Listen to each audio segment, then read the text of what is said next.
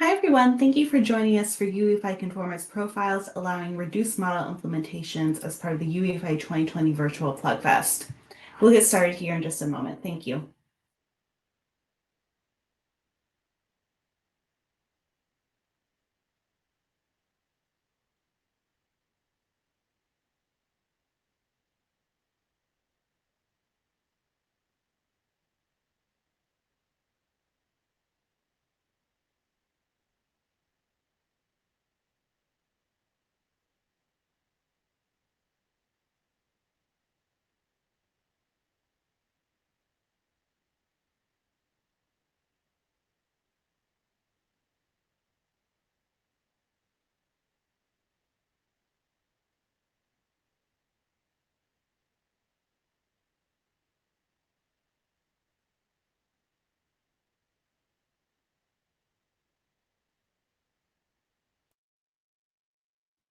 Thanks again for joining us for UEFI Conformance Profiles, allowing reduced model implementations as part of the UEFI 2020 Virtual Plug Fest.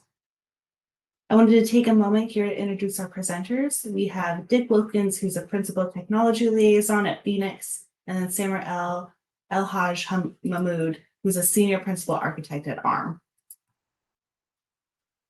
Additionally, I wanted to flag that we'll be moving to WebEx after the Bright Talk Q&A for folks to have a moment to chat directly with the presenters. And with that, I'll pass it off to Dick and Samer. Well, good morning, good afternoon, whatever it is where you are. This is Dick Wilkins, and I'm really pleased to be here with you today to talk about a new feature that has been added to the UEFI, or UEFI to some folks, specification that was published in August, but it may be one of those things that you missed. And so for certain folks, this is critically important.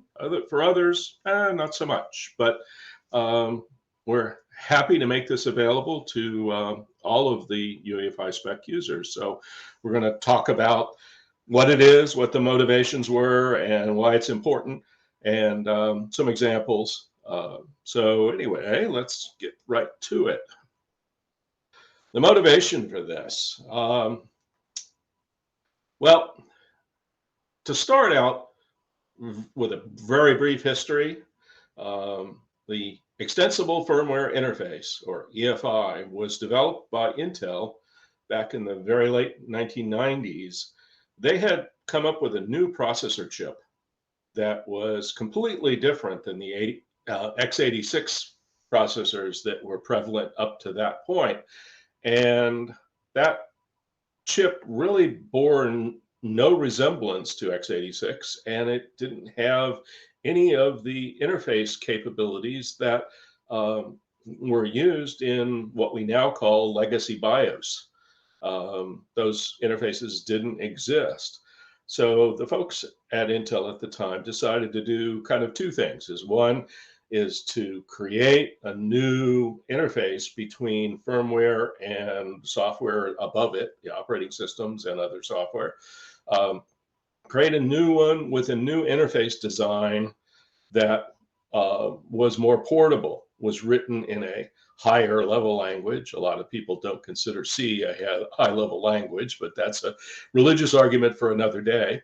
But anyway, they decided to use a C-style interface, and they wanted to implement it using a completely different style of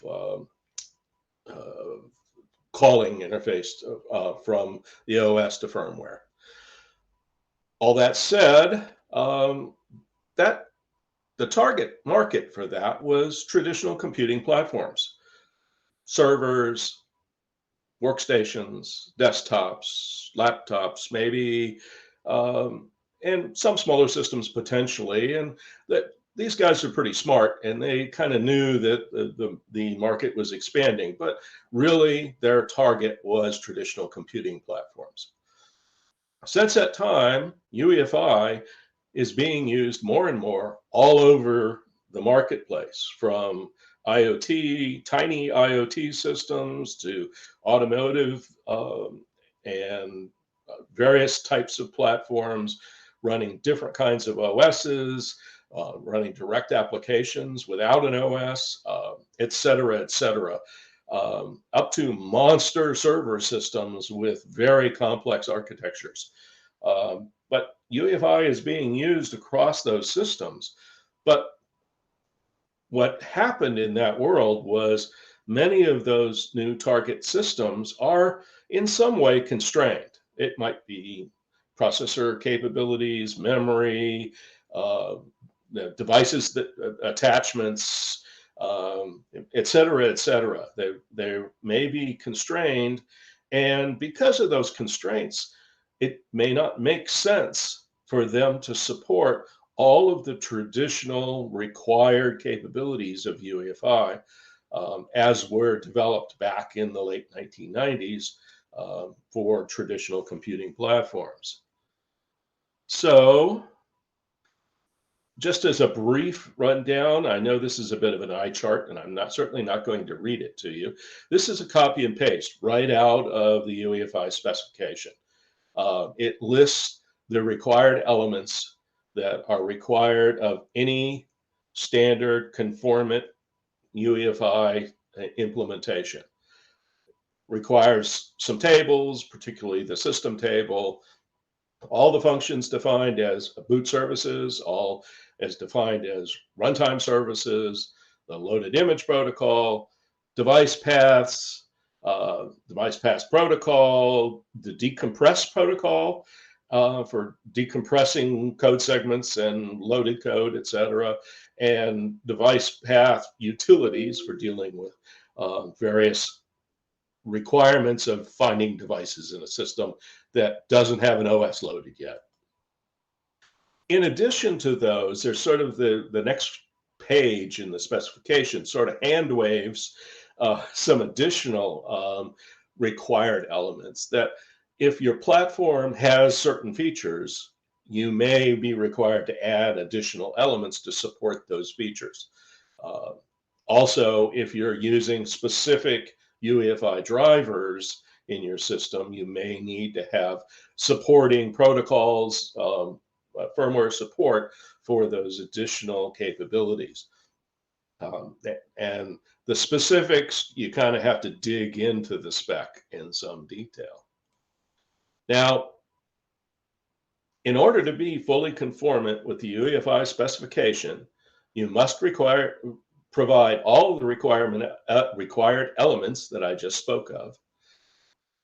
And what a lot of folks are not really aware of is they download the PDF of the UEFI specification and they realize, oh my goodness, this thing is 4,000 pages long and has a ton of stuff in it. Well, it turns out that the required elements is a relatively small portion of that specification. And a lot of the stuff there is there to support network booting, security, all different kinds of device support, videos, user interfaces, display stuff, human interactions, etc. Well, if you're building a small IoT device that only has one way to boot, it boots out of some NV RAM of some sort into RAM and then runs, and it really doesn't have any option to boot another way, it doesn't have any other physical ports or whatever. Why the heck would you need all of those things that were in the previous couple of slides? And the answer is you don't. It's realistic to say, gee, I don't need to want that stuff. And just as an aside here, any code that gets included in that kind of platform is an additional surface area for attackers to go after. It's another thing that you have to test to make sure the quality is there, because if you don't, it's going to break. There's going to be bugs in it, and it requires it. gives you more surface area for the bad guys to go after, and potentially affects the quality. It's much better if you don't have to use a feature, you don't want a feature, you're not going to use it. It's better to not have that code there at all. So what do we do as a UEFI specification when we have chapter 2 that describes in some gory detail what it is you must have? And a lot of our users are saying, we really don't need that, and we really don't want it. So what got added in the latest specification, the .10 version, is we created a new table that gets added to the existing list of tables that are in the system that kind of describe the UEFI environment. And it's called the EFI Conformance Profile Table. It has one or more GUIDs identifying the profile of required elements supported by this specific platform. And an OS or other software, be it Windows, Linux, FreeBSD, VMware, whatever, your specific application that you boot directly to on your IoT device, if it wants to talk to firmware, it can go find the tables, find this table, and look and see what support is there. There is a specification defined GUID that says Conformance Profiles UEFI Spec GUID as stated here. And if that is present, that GUID is in the table, then this implementation meets the requirements for full conformance to the UEFI specification. There's nothing, nothing's quote special about this particular platform. So if I'm an OS and I've just been booted and I need to talk to firmware, how do I know what's supported by that firmware? First of all, in point 1 here, if the table isn't there, if that conformance table isn't present, then the assumption is this is an earlier version of the firmware was written against an earlier version of the UEFI specification. And by definition, because we didn't have this capability before, any UEFI implementation out there is required to be conformant. And so if it doesn't have this table, it must be conformant. The assumption can be made it's conformant. Now, I know that there are a few folks out there who have implemented some firmware that don't have this table in it yet, but also didn't implement all the spec features. And they're kind of caught in a limbo state now. They got ahead of us, and we're sorry about that, but that's kind of the way it is. So if there is no table, then the assumption is they can go to the root system table, see the spec version in there, and they can assume that the platform supports that level of the specification. If the table is present and contains that defined EFI Conformance Profiles UEFI Spec GUID, then it complies to the spec version, probably 2.10, I believe is the right number, when this table came out, or later, obviously, as we come out with new versions. Now, as an aside here, we don't think it's a primary use case of this, but there's nothing to stop someone from putting additional GUIDs in there indicating a superset of the specification. So if a platform would like to put this GUID indicating in point 2 here that they are fully compliant, and they choose to add some additional GUIDs that describe a configuration that's a superset of that, fine, go for it. No complaints here. So a platform, an OS that's running on this system needs to look for the table and find this spec, the spec GUID, UEFI spec GUID, to say, this is a conformance system. Lastly, point 3 is the table exists and it contains one or more other GUIDs it's based on the version in the system table, but it only supports the elements agreed to by the specification that assigned the GUID. The assumption is somebody out there wrote a spec for their agreed to features and said, here's a GUID that identifies the set of features that I'm going to implement in my firmware. And you can, and any software that runs will see that and say, okay, that GUID matches up with the one I'm expecting. Wahoo, I can move ahead. Or, oops, I'm a fully fleshed out OS and somebody booted me on a system that's got a constrained implementation that I don't understand. I probably want to print some kind of error message and exit or something like that. So, but that's up to the software up above to decide what it wants to do, how it wants to respond to a GUID that's unexpected. So who can create these? Anybody can create a globally unique identifier and a matching subset of the required elements that they're going to support. They can publicly document that and say, hey, we've created firmware that is identified by this GUID and it has these features. And by implication, these other features are not there. And they can publicly announce that to the world and make it available to users of their choice. Or they can hold it private just for their product, for their implementation, and just keep it to themselves. Entirely up to them. The UEFI organization, the UEFI forum, need not be notified, of this. And it doesn't need to be in the UEFI specification.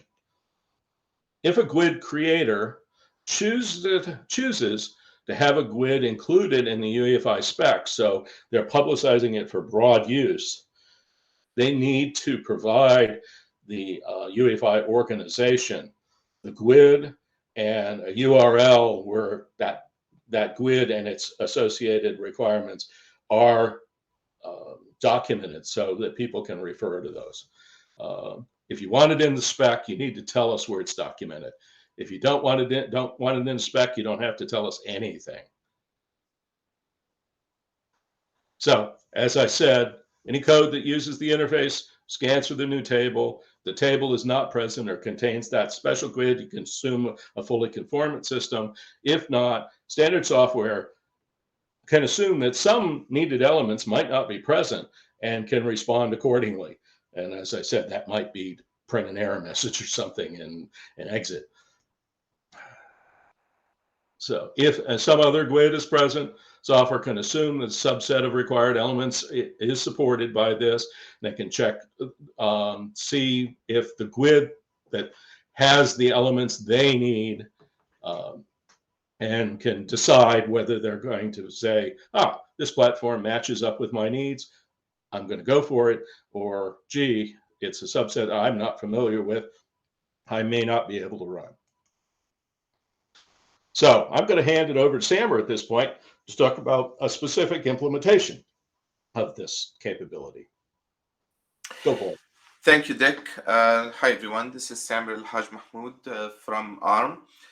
And we'll continue this presentation about the UEFI Conformance Profiles by talking about an example of a real implementation and usage of this profile that's expected to be available on many systems. And the example specifically around the EBBR specification, the embedded base boot requirements. This specification is an open source developed collaboratively, available on ARM software GitHub as an open repository. Anyone can submit issues or requests or pull requests against the specification or attend the specification governance meetings.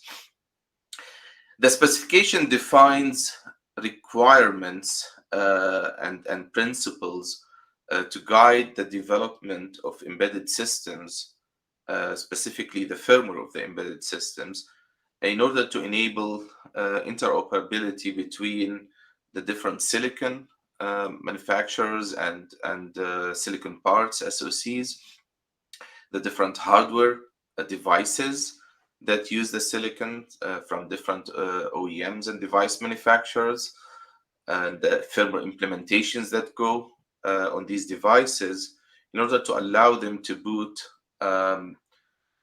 multiple operating systems without the need to maintain a custom version of the operating system for each device. So the goal here is for the embedded ecosystem to move towards an upstream Linux, specifically targeting Linux as the main prevalent operating system for this space. So devices that implement the EBBR set of requirements can then rely on or can then have the ability for Linux standard distros to rely on those interfaces in order to boot on these devices without a lot of customization. So the focus of EBBR is really about the UEFI interfaces necessary to boot the OS. It is not about a specific firmware implementation. EBBR is a requirements specification document, not an implementation. However, there are real implementations of EBBR that are widely adopted, being both the U-Boot firmware project, as well as support available in ARM platforms using the EDK2 or Tiano Core project.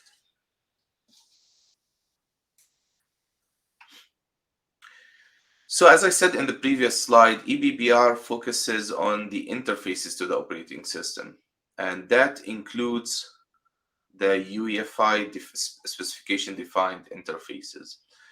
So if you're familiar with UEFI, you know that there is a number of UEFI boot services, UEFI runtime services, the availability of some protocols that are available as part of the boot phase, the availability of variables that are globally defined in the UEFI specification, as well as the extensible components. Right, you can define additional protocols, additional variables using their GUIDs and make them available in a generic way, even if they are not defined in the UEFI specification itself. So EBBR touches these specific UEFI components and APIs, and it dictates requirements for each of the boot services and runtime services.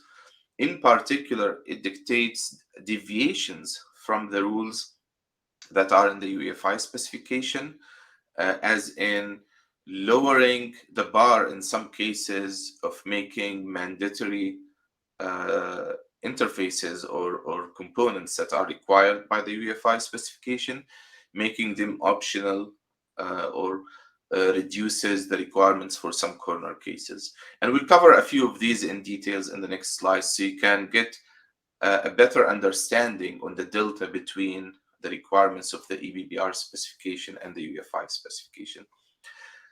It is worth also noting that EBBR, because it is defining the specifications to between the firmware and the OS, that there is additional areas beyond what's standard components of the UEFI normal world firmware. In particular, there are runtime firmware interfaces on an ARM-based system. For instance, if EBBR is used in ARM-based system, EBBR is not ARM-specific, even though it's hosted by ARM and is being developed on an ARM GitHub.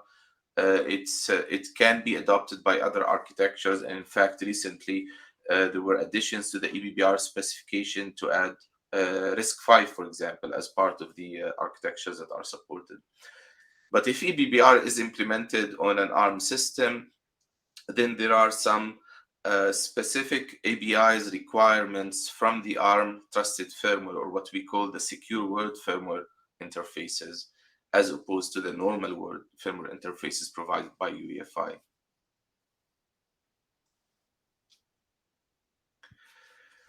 So as I mentioned, the EBBR specification defines a reduced set of UEFI requirements that deviate from the UEFI spec. And that includes a reduction in requirement elements from the main UEFI required elements that Dick mentioned in previous slides, as well as a reduction in the platform-specific elements that are mentioned in the UEFI specification. If you recall, the difference between the UEFI required elements is that they are it's a blanket requirement. Any UEFI compliant system need to implement the requirements in section 261, or what's called the UEFI required elements. The platform-specific elements are a set of interfaces and protocols that are required to be implemented if the hardware platform supports XYZ. For example, if the hardware platform supports booting from network, then there are some network protocols required. If the hardware platform supports booting, let's say from NVMe disk, then there's a set of NVMe UEFI protocols that are required, and so on.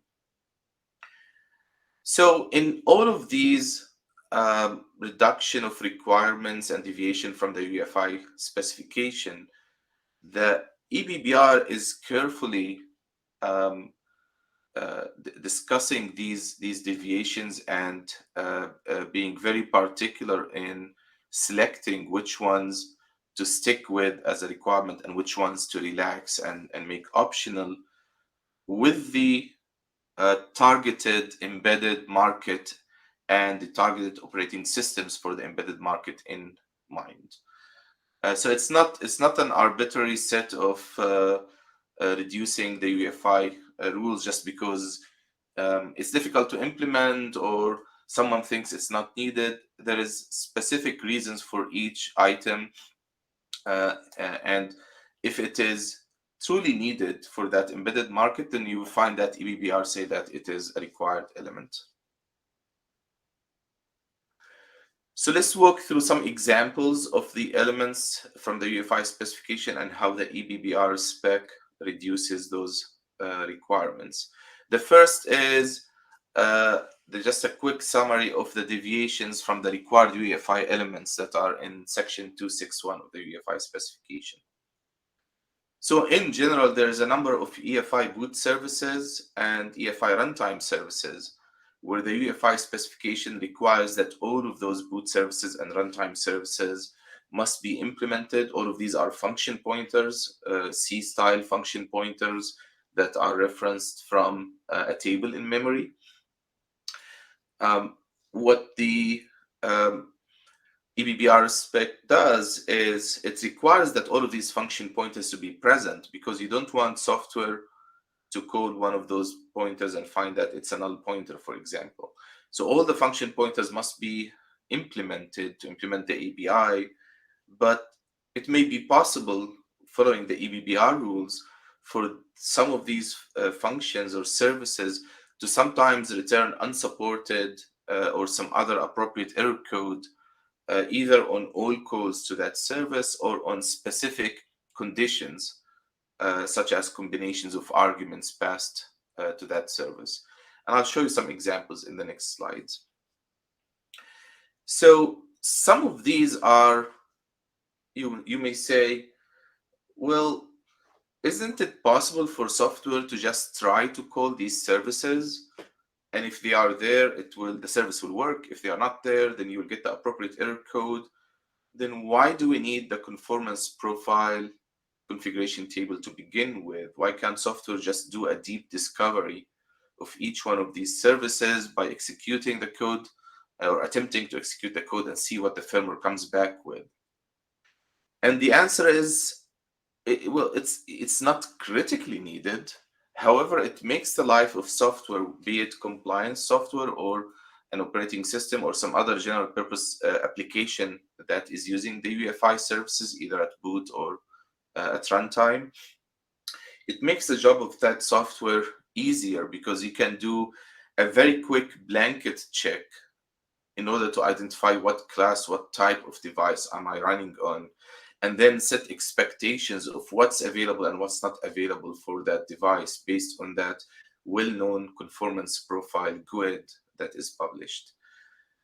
In some cases, and I'll show an example in the next slide or two, there is no easy way to do deep discovery for some of these functions because you may not get proper error code for that particular condition, and you would not know whether it is fully implemented as compliant to the UEFI specification or not unless the software relies on a flag similar to the UEFI conformance profile.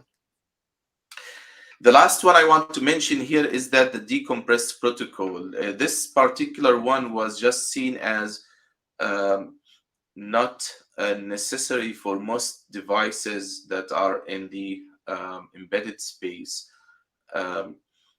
The native UEFI compression is rarely used in such devices. And therefore a generic decompression protocol, that was the purpose of this protocol being available from the firmware, so it can be used to generically decompress firmware images that may be obtained from, let's say, external firmware, extensible firmware volumes, or firmware that gets extracted from PCI devices, PCI option ROMs, or other locations, or even loaded from file systems, and you need to decompress that image that was compressed using the standard EFI compression protocol. So that scenario generally does not apply to the embedded devices, and that makes this protocol optional for EBBR. Continuing down another layer of some of the deviations of the UEFI EBBR requirements from the UEFI requirements. A good example is option ROM support for PCI option ROM. This is UEFI has the ability, like I said earlier, to load firmware components, drivers, and other firmware applications from extensible locations that could be dynamically discovered from file systems, or in this case, from option ROM bars that are available through standard PCI software discovery directly from the PCIe device. The infrastructure to support all of these option ROM in the UEFI specification includes a number of boot services and rules around starting drivers and connecting them, and the discovery of hierarchy of which driver manages which device, and so on.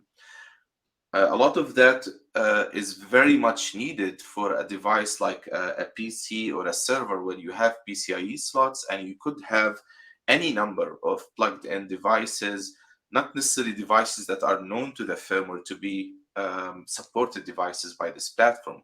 It's an interoperable specification that allows an ecosystem of different device manufacturers to provide their own firmware for their devices and allow users to just buy off-the-shelf components and plug them into a server or a PC. That doesn't necessarily apply to the embedded devices. Usually, there are no PCIe slots to add generic cards. And if there are PCIe devices, they are either integrated in the SoC as embedded components or are onboard devices, and the firmware has knowledge of the devices and what each is. And if there is firmware needed to run a device like a UEFI driver, those are usually carried by the firmware itself. Even in the cases where there is a small PCIe slot, like an M.2 slot that fits in the form factor of embedded devices, typically the number of devices that are plugged there are limited because of the physical form factor of what you can insert there and what is the usage model, whether it's a wireless network card or an NVMe. And you will find that if that device is needed for the boot path, typically the answer is no. But if it is needed, there will be firmware for that device that's carried in the main system firmware. I'll pick another example here. There's some rules, for instance, in the load image EFI service, the boot service, that require that if the image that is being loaded, the UEFI image, contains in its PE-COF header a resource with the type of the HII, the human interface infrastructure data or metadata that could be described, that could be used to describe the configuration settings for that firmware component, for example. So you can present it to the user in a user interface, such as a UEFI or a BIOS setup menu. So if such a package exists in the image, then the load image function is required to extract that package and install it in the HI database. So it gets picked up automatically by the user interface or the BIOS setup. Well, again, in these type of embedded systems, the extensibility of the configuration settings from firmware components is not something usually you want to expose to the end user.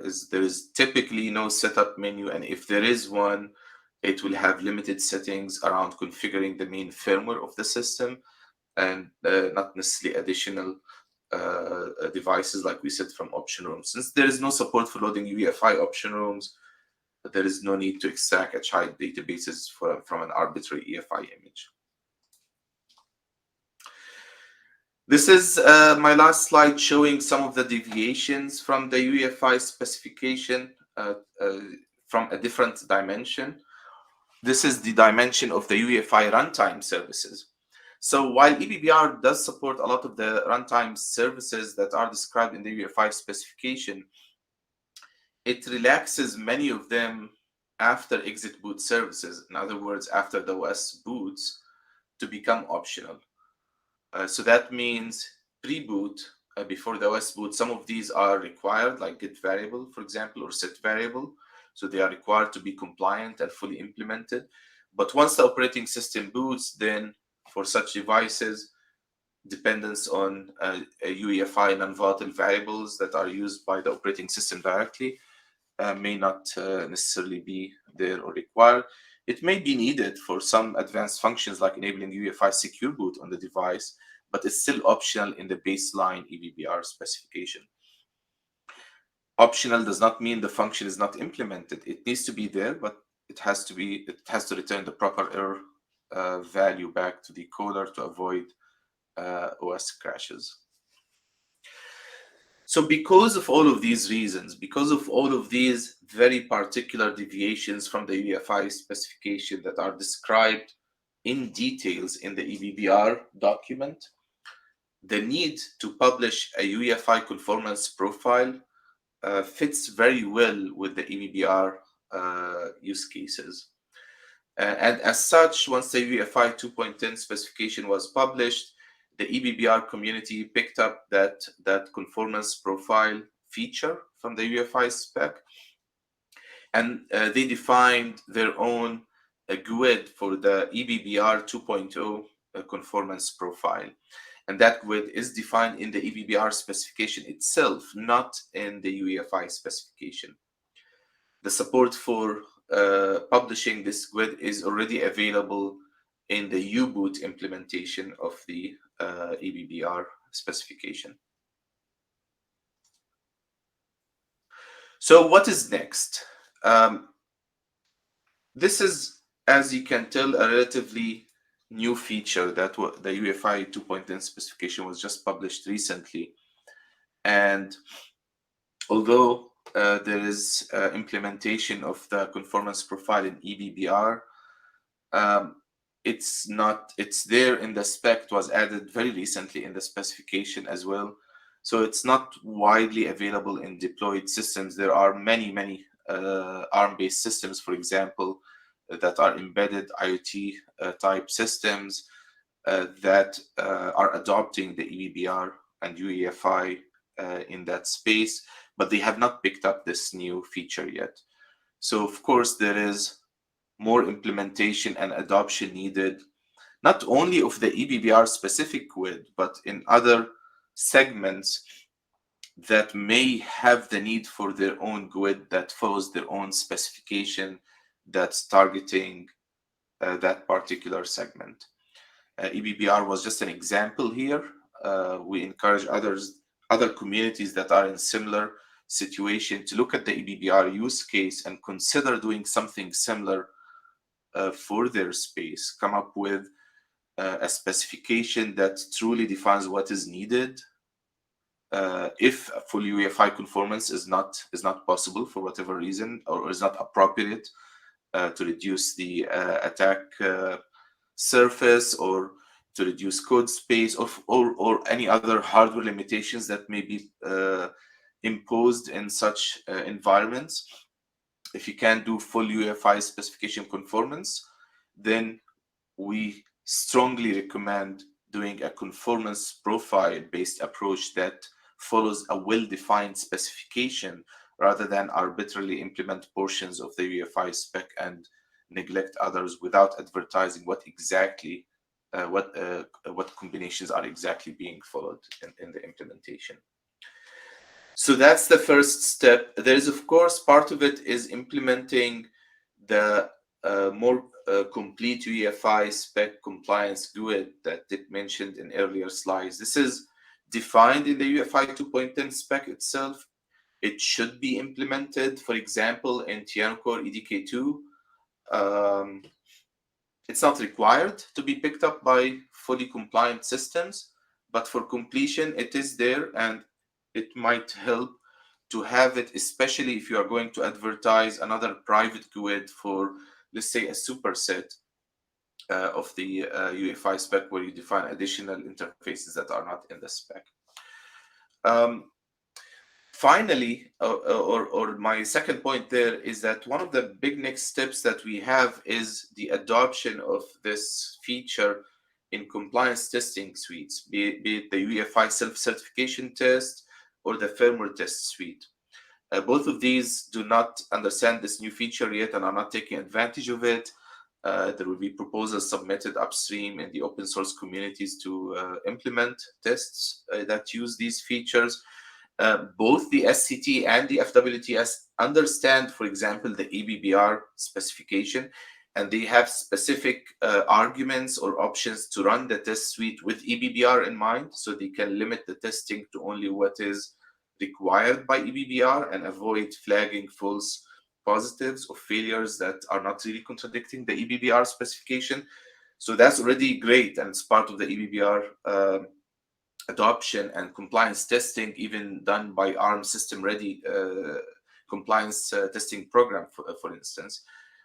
But adding the conformance profile testing there will add an additional layer and more tests that help improve the coverage for those test suites. And finally is the adoption from operating systems point of view. There are many ways that this could happen. It could be that an OS say, well, I only care about fully conformant implementations. So if I see a GUID that I don't understand, that is not the full conformance GUID, then maybe I should flag an error or prevent some features from proceeding on this system. Or an operating system may say, well, I need a quick way to discover an EBBR capable or some other new GUID in the future capable system in order to tune the firmware interaction to only what is supported by that system without doing deep discovery of the ABIs. We shall see which use cases will pick up. There is some discussions about proposing some of these, for example, for Linux.